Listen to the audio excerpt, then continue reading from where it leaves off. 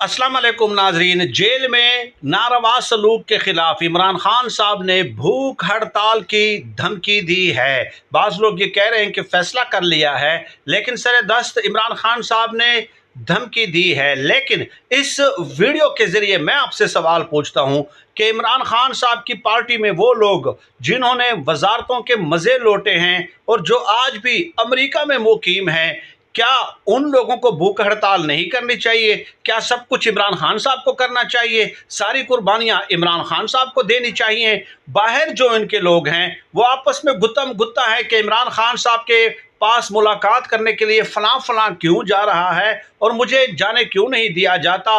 वो इक़्तिदार की रसाकशी में और अपनी ज़ाती मफादात में मसरूफ़ हैं। तो इमरान खान साहब को भूख हड़ताल बिल्कुल नहीं करनी चाहिए, क्योंकि बाहर जो लोग बैठे हुए हैं वो उसको कैश नहीं कर सकेंगे और उनकी सेहत पे कोई